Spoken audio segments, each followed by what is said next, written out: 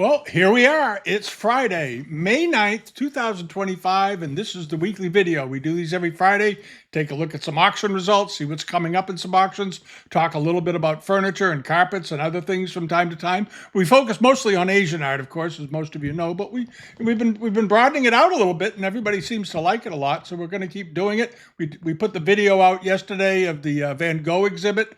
I had to work on that for a little bit because as you know, we had some computer problems here, and it went on a lot longer than I thought it would, but at any rate, it got resolved, and we were able to edit the video and get the images in and do all that, and I hope you enjoyed it.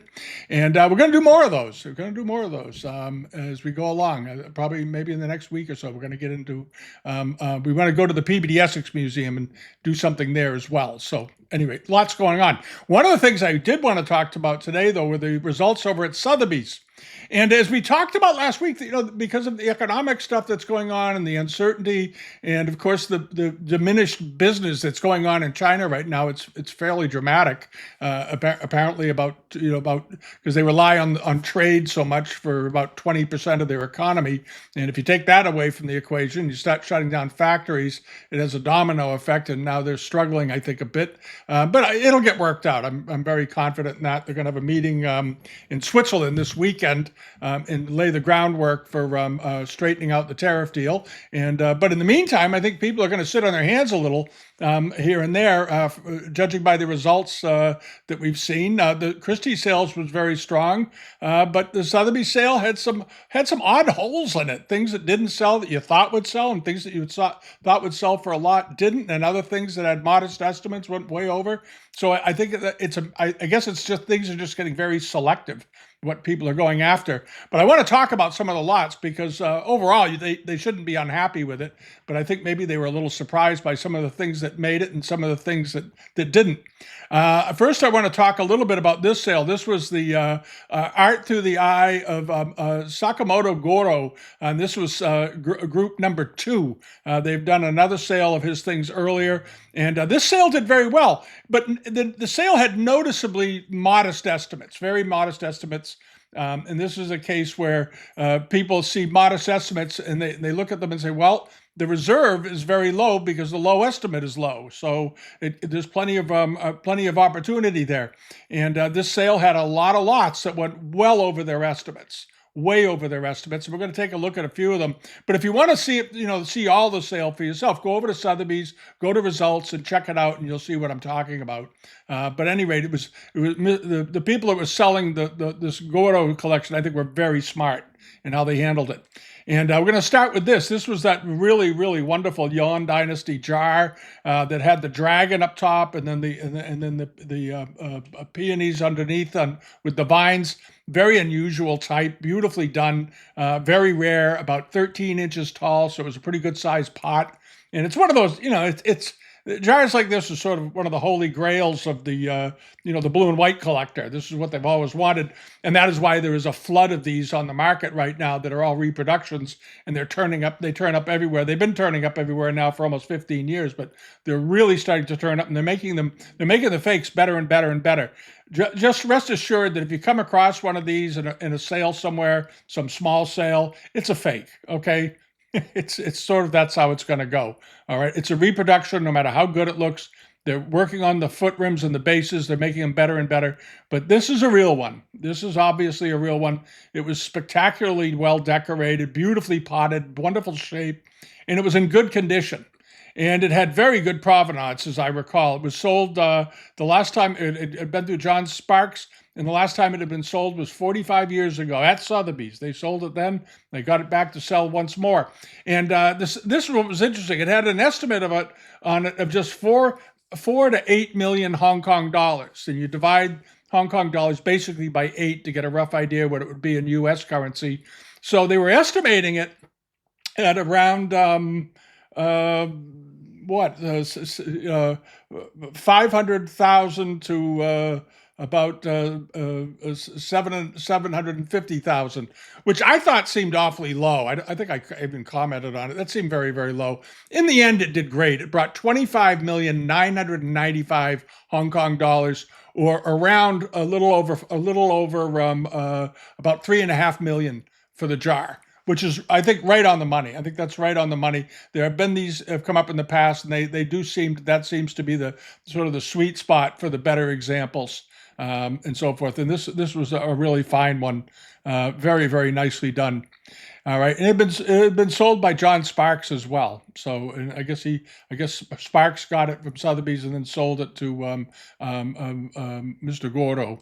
And the other piece that was in the sale, and I didn't mention this because I wasn't I was still getting used to the new computer, and I didn't mention this last week. This is a really rare bowl that was in the sale, the Longqing Dynasty, made around 1567. There are very few Marken period bowls from this period. This had vibrant colors. It was wonderfully potted. The shape of the bowl is really, really beautiful. And it was here's the mark on the bottom. If you're into marks and bases, you might want to come and grab a screenshot of this for your own records. This is what the bottom of it looked like. It was a beautiful piece of porcelain.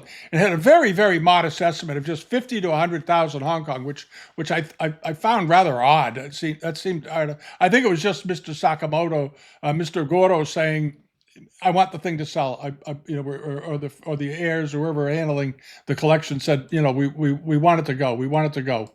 And it ended up going for over 1 million Hong Kong. So there's a pretty big leap there, 10 times over estimate.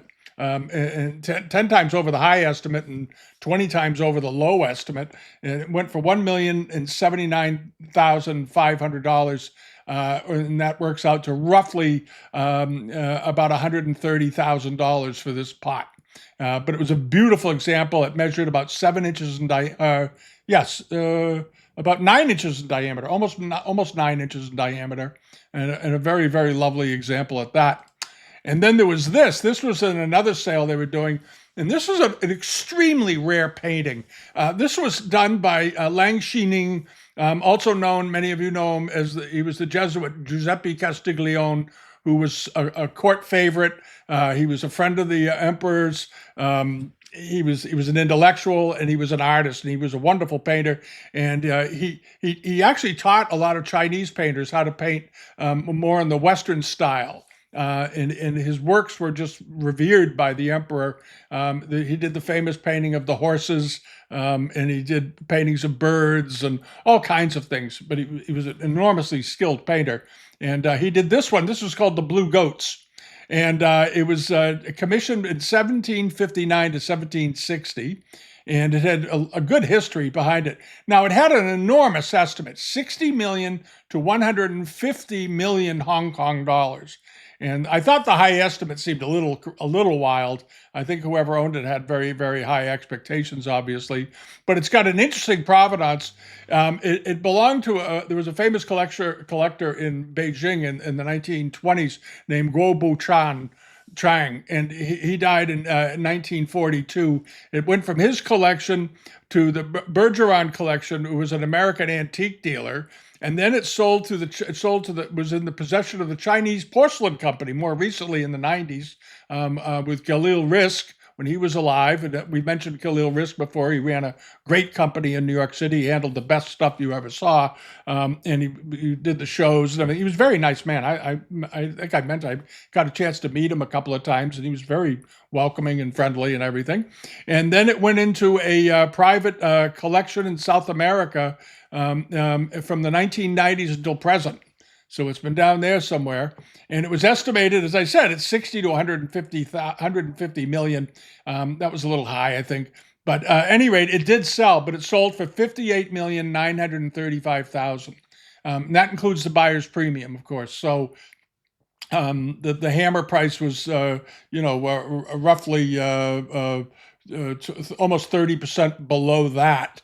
So it ended up coming in at about about $38,000, 38 million Hong Kong, or around $9 million US. You got to keep breaking it down, but it's a heck of a rare thing, and I hope an institution bought this because authentic works by Lang Xining don't turn up very often, obviously, and they have enormous historic importance and all that good stuff. So. At any rate, it went below what they thought it would bring, but it did sell. So there they go. All right, and then there was this sale. This was the big Chinese art sale, and it was interesting because it was kind of spotty. Some of the things, overall, the sale was a success. Don't get me wrong; they did fine. No one's missing any meals at Sotheby's, but a lot of the things sort of barely hit the bottom of the low estimate, and other things sort of went in the middle of the low estimate. And as all sales, a few things went over the high estimate. So it was a little all over the place. It was very, very selective auction.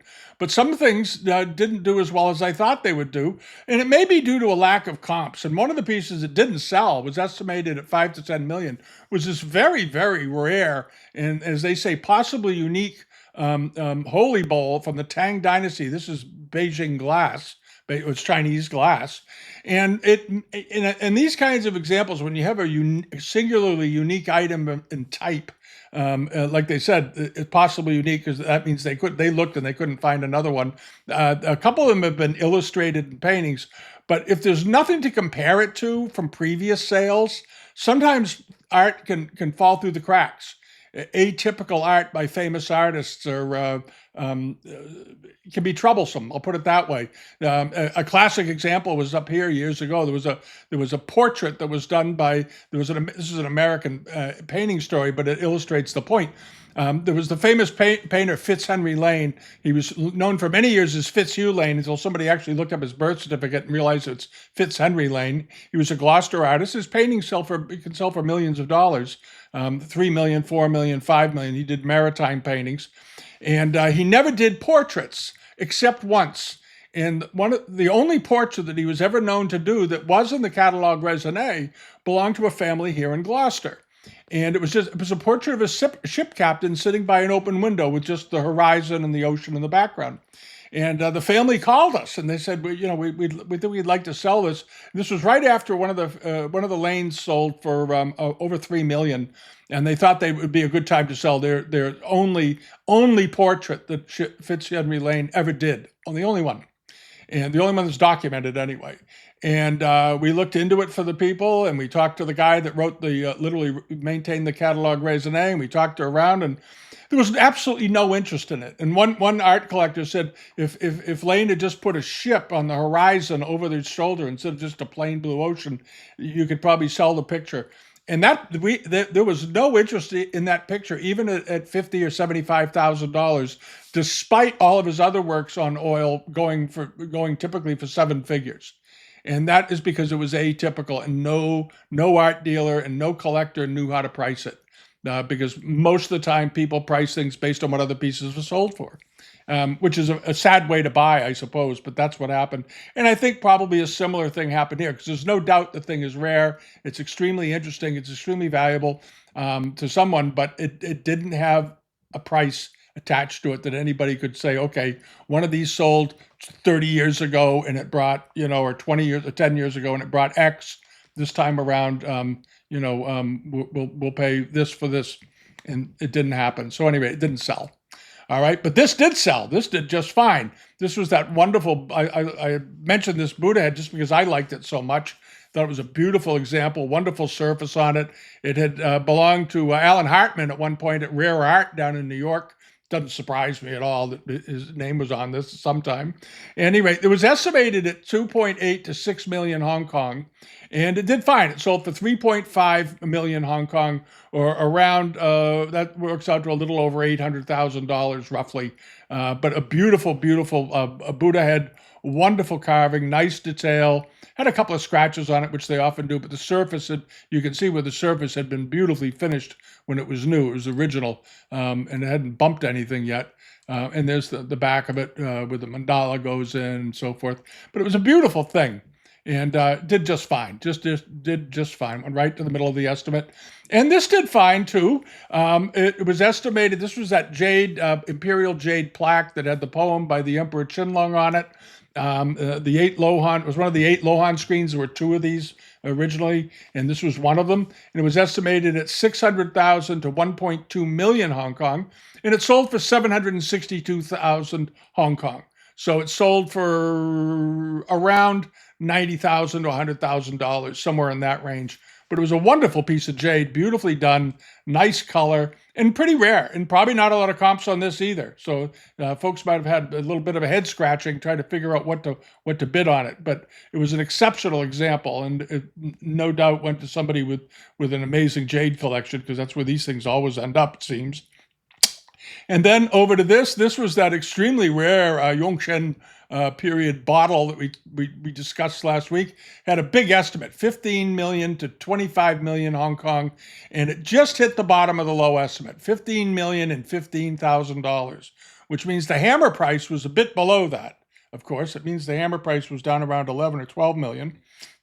But it's still sold, and that works out, of course, to about 1.9 million for the vase. But it was beautifully done. It was an absolutely sumptuous looking thing, very elegant. Had some relief work around the bottom on the lappets, and but delicately painted, beautiful shading, and they got it off the ground for 15 million and 15,000 Hong Kong dollars. And then hopping along over to this, the chair. We talked about the chair. I just thought it was a wonderful chair. I thought it was very gutsy and bold and had spectacular carving. And this was made of Zeton wood, of course. And it was inlaid with a gilt bronze plaque and a cloisonné plaque in the back splat. And here's a nice picture of the back of it again, just to remind everybody what it looked like. There's the cloisonné plaque, fits in beautifully. And then you have the Buddhist, the chime hanging down above it, and this spectacular carving. It was a very, very nice chair. It was missing an element in this area here. You can see this piece here was missing, but that's a pretty minor thing given the age of this chair and the importance of it. You can get that fixed. It was estimated at 2.5 to 5 million Hong Kong, and it sold for 4.5 million, just under 30,000 short of its high estimate. In Hong Kong dollars, a wonderful, wonderful piece. And that works out to about a little over $600,000 US for that. But then the main event was I think may have shocked some people. It barely sold. It barely sold. And this was the thing that we talked about last week too, that sometimes these great rarities could go sky high off the Richter scale, or they could just barely get through. This one barely sold. It was estimated at 40 to 60 million Hong Kong dollars. Incredibly rare Kangxi bowl, fantastically rare, done at the Imperial Workshops at the Palace.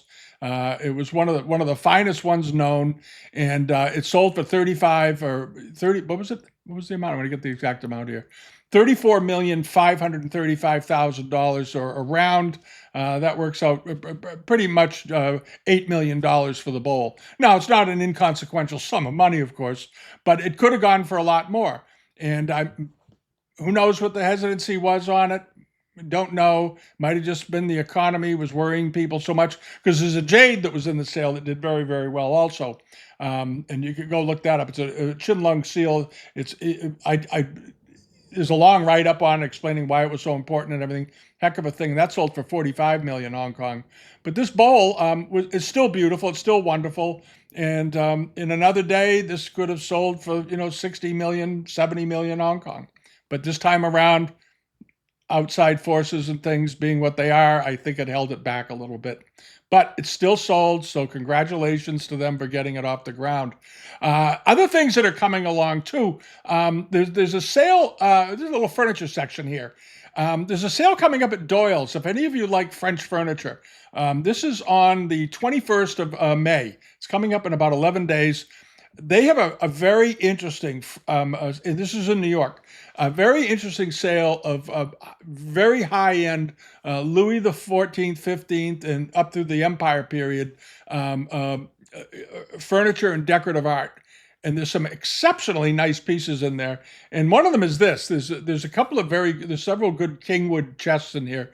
And this is a Kingwood, a marquetry commode, Louis XV style. And the reason they call it Kingwood, just so you know, Kingwood was imported from Brazil.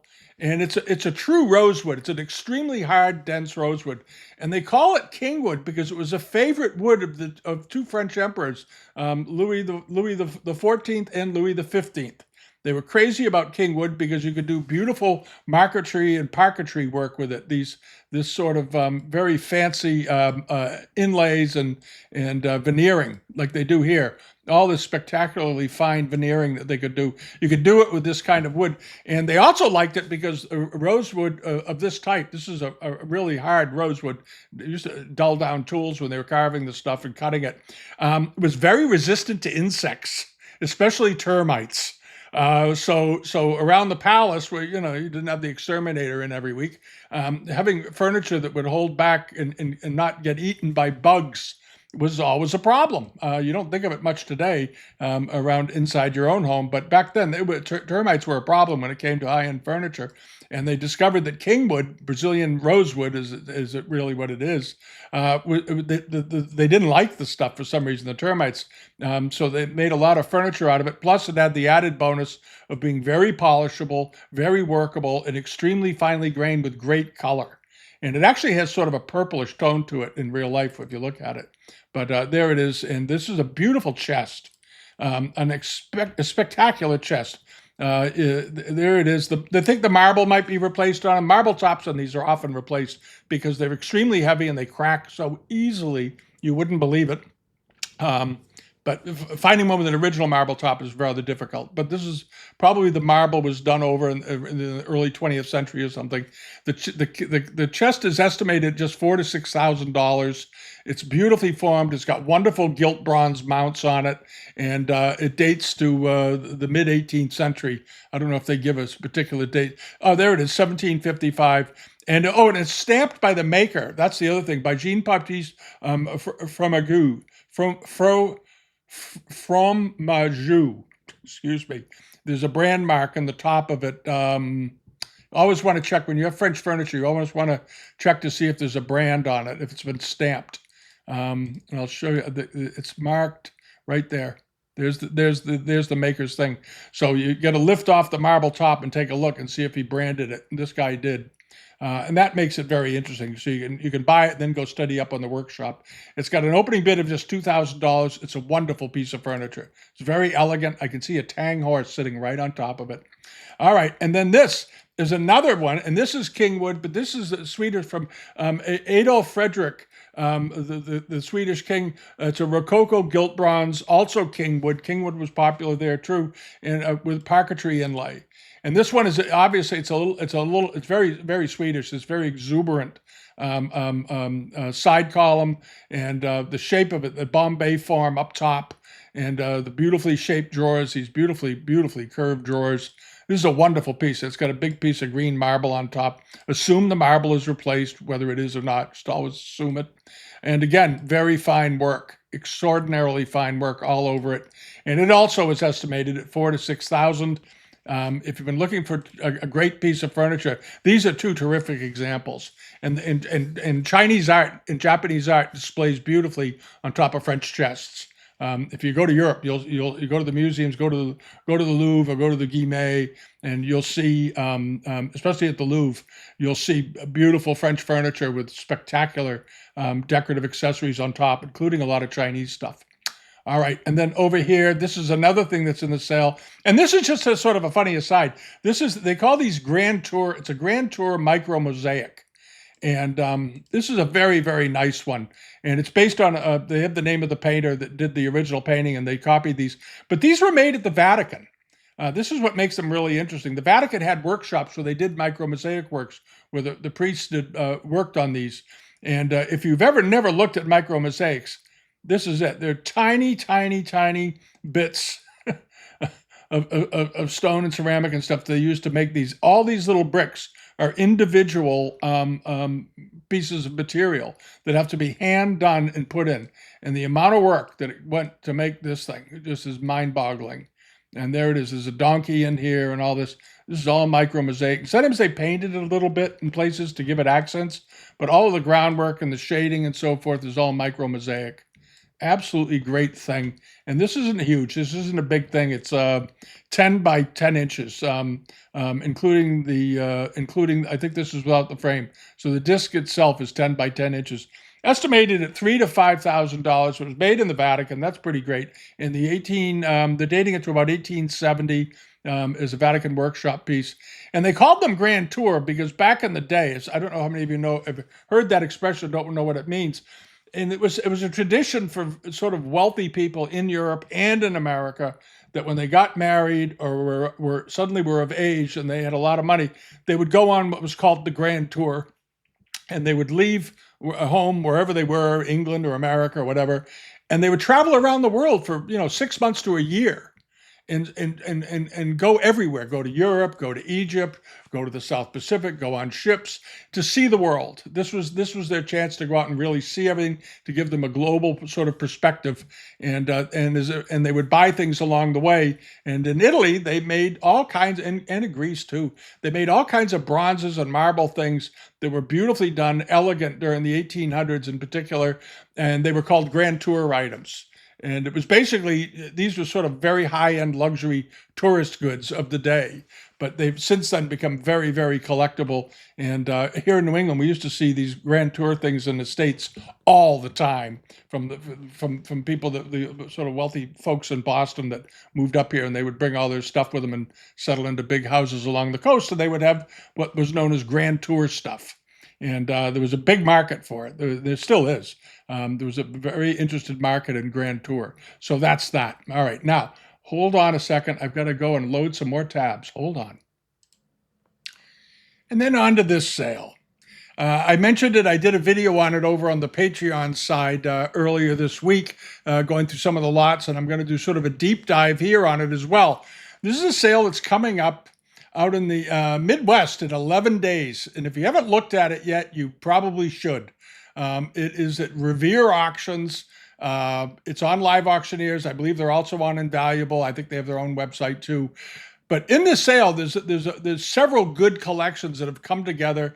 There are almost the estimates are so low that it makes it almost, you almost wonder, is it all copies? No, many of the items in this sale, and they're noted accordingly, belong to Dr. Robert Jacobson and the Wells collection, Jacobson and Frederick B. Wells III, and Robert Jacobson. Now, this is an exceptional chance, I think, for some people to buy things that they might not see again for a long time. Mr. Jacobson was a scholar. He was well known. He wrote he wrote books. And one of the most famous book series he wrote was the famous 2-volume set on Chinese silk robes and silks, and I think it's in Minneapolis at the museum or at the university. And this is just some of the stuff in the sale. There's some awfully nice Japanese things in here. There's South Asian things in here, and it's a big auction. It's like 700 or 800 lots. I forget how many pages. 120 things on a page, and you'll see there's lots of woodblock prints, all that. There are 7 pages, so there's about 800 lots in this sale. It's a big sale. Loads of Japanese woodblock prints. I'm going to scroll through this just to give you some idea what's in here.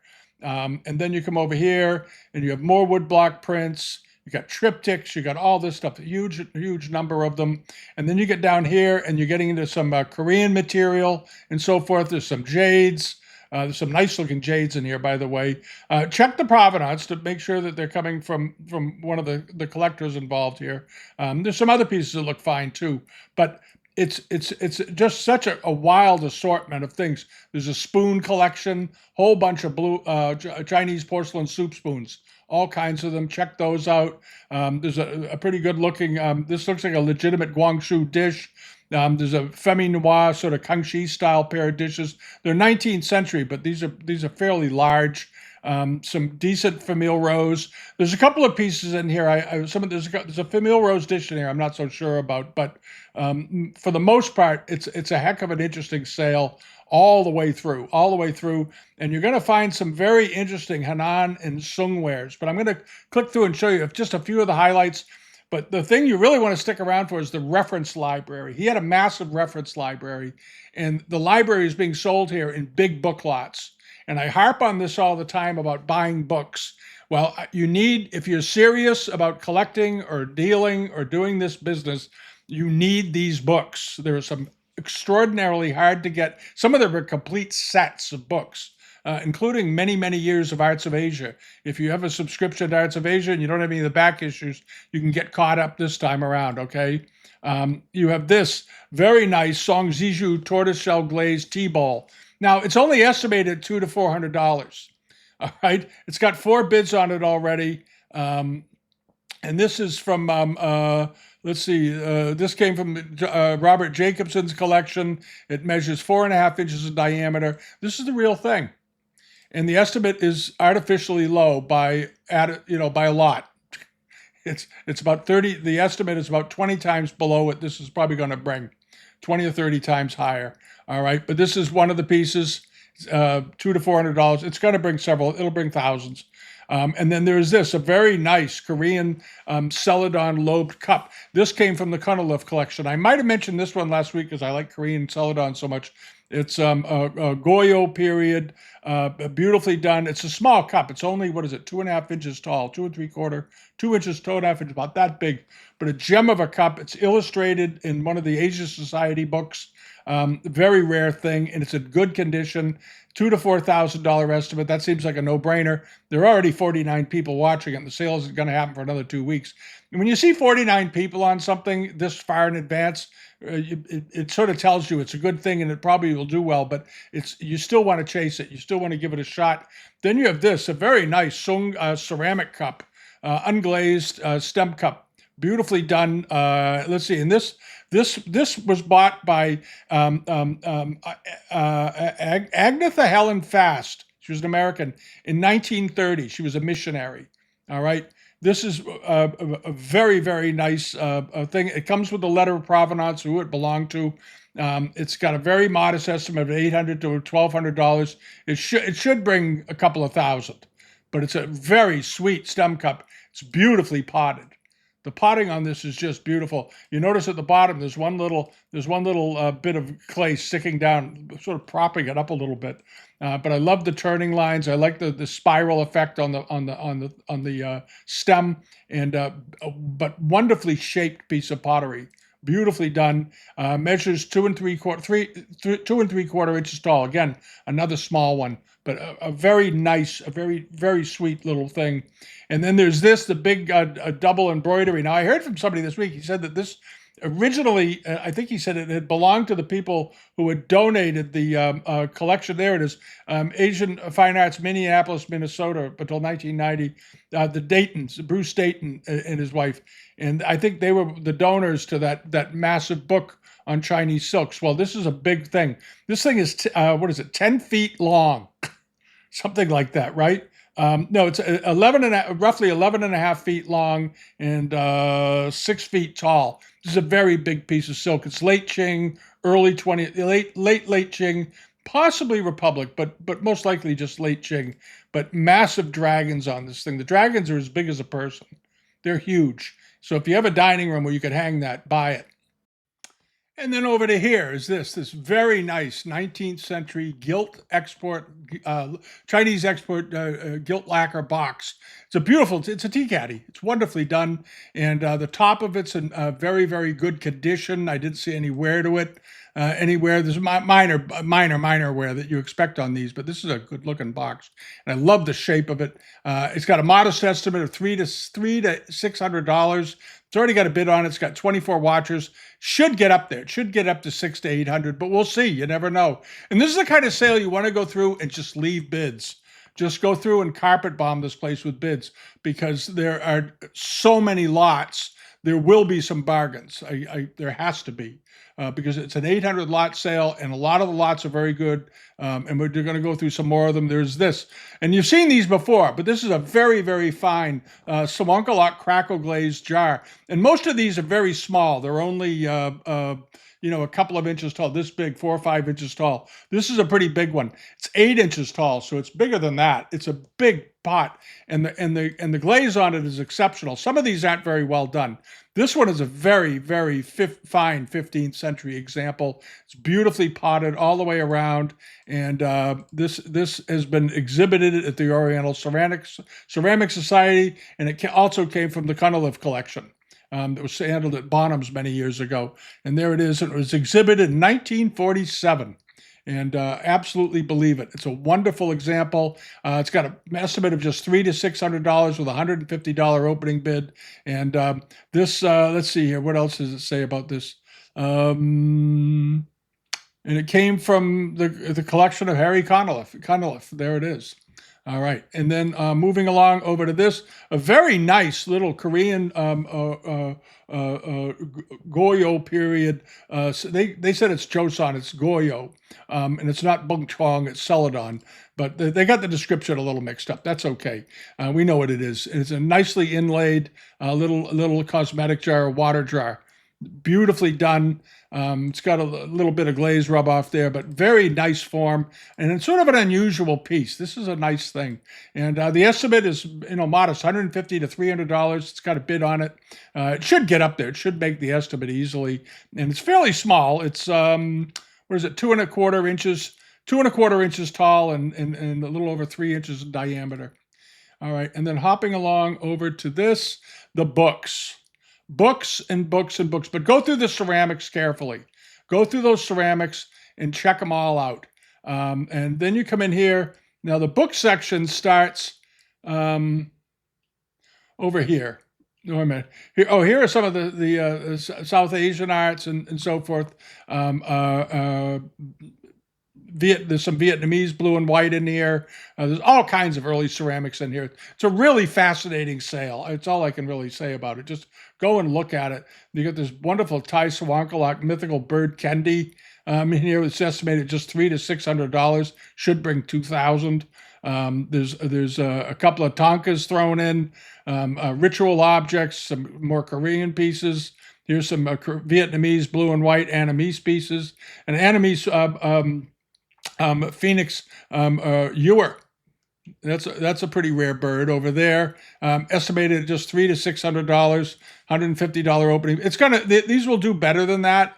And there's also some very nice examples. There's a beautiful Bizen jar in this sale. If you're a Japanese pottery collector, there's a superb, very smooth, beautifully done, almost looks like a Korean moon jar, and it's Bizen. And then you have all these paper cut sung bowls. There's a bunch of them in here, and these are all legitimate. One of them just sold at Sothebys or Christie's the other day for about $5,000. These are estimated at $200 to $400 each. They look absolutely fine. There's a Zhuzhou lotus bowl in here. Just ignore don't let the estimate scare you thinking that these are copies. They're not. These came from Mr. Jacobson's collection and so forth. And just go down the page. There's a lot of interesting stuff in here. And then on page 6, we get into this reference library. He had a massive reference library going back decades and decades. And here are just some of them right here. And you have to go through them all. One of the things, they have a large group of Arts of Asia magazines. And if you collect Chinese stuff or you're interested in Asian art and you don't have a bunch of these, you're really missing out. I'll just put it that way. And these date from the 1970s to 2010. And these were in Mr. Jacobson's library. There's all kinds of good stuff to read in here. It's got a modest estimate of $300 to $600 for the whole lot. I forget how many they said were in here. Maybe they don't say. You'd have to count them out yourself, I guess. I thought they mentioned how many books there were, but it looks like there's about 30 or 40 of them there. Worth looking at. You want to call out and get the number. And here's one of those paper cut resist decorated tea bowls. This is a nice one. This is a beautiful bowl. There's nothing wrong with it. It looks to be completely authentic. The back of it looks good. I looked at this one. There's a side shot of it. There's another shot of it. There's the bottom of it. They overlit the bottom, unfortunately, so it's hard to see all the details. But from what I can see, it looks absolutely fine. The estimate is nothing, $200 to $400. It's going to do better than that. I'll just warn you. It's probably going to bring. It should bring $3,000 to $5,000, $4,000 to $6,000, somewhere in there. It's estimated at just $200 to $400. And then you have this, another one, also $200 to $400. This is a well-known pattern in this glaze. Now you see these around. I think this is very similar to the one that just sold, actually. And then the backs of them tend to be fairly rustic. They look like this. Sometimes they have more black further up. Sometimes they have a little more brown going down, visible and so forth.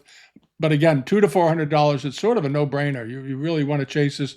Here's another one. It just goes on and on. And then you get into the books.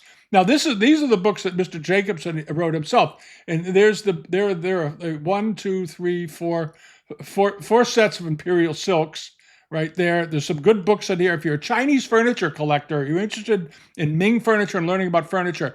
We're going to get to it in a second. There's a whole series of books that were put out by the Chinese Furniture Museum back in the 80s and 90s, before it was shut down by I think the IRS shut the place down because they weren't managing their books very well. But at any rate, there's a whole bunch of books in there that have been written by Mr. Jacobson. They must have been in his garage or something, and they decided to sell them all. But the whole lot is estimated just $300 to $600. And these silk books generally sell for 125 to 175 bucks a copy. And there's a bunch of other books in here. Some of them are in their shipping boxes. I guess he never got around to selling them.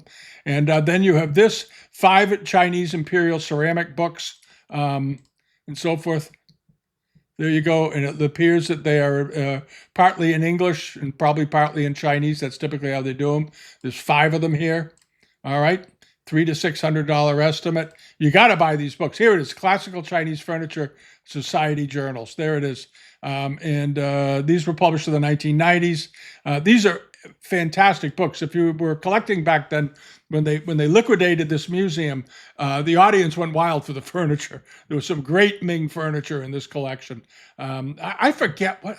It was some scandal to do with their finances and the IRS and foreign currency and all that. There was nothing wrong with the collection. The collection was amazing, but something happened. I don't know if it was political. Something happened, and the museum this museum sort of got shut down, as I recall, something like that. But I think these were their publications. Any rate, $300 to $600, $75 opening bid for all those books. Worth having. And then there's more of them. Here's some books on jades. They also have a volume of Mr. Knott's book on jades that was published back in the 1930s. I think it's a lot before this one. It's a very hard to get book. If you collect early Chinese art reference books, you want to go check it out. There was the Knott collection, which had some great jades in it. It's black and white. It's kind of fun to read. A lot of the information isn't terribly accurate, but it's fun to read. Because a lot of books published before about 1960, you have to sort of read with a little bit of caution, put it that way, because there was a lot of misinformation. But in here, you've got, these are all jade books. So if you want to get every jade book you're going to need for quite a while, here's your chance to buy it all in one swoop. Most of them are fairly within the last 30 years. $125 bid right now, $300 to $600 for the lot. It should go up to the high estimate. But if you have to buy books, I can't say it enough. I'm going to say it forever, I guess. If you're really serious, you have to own good books if you're going to collect. It's really that simple. Otherwise, you're going to rely on photographs on the internet for authentic things, and you're going to end up with a closet full of fakes and a lot of disappointment. And it's very disappointing to buy fakes.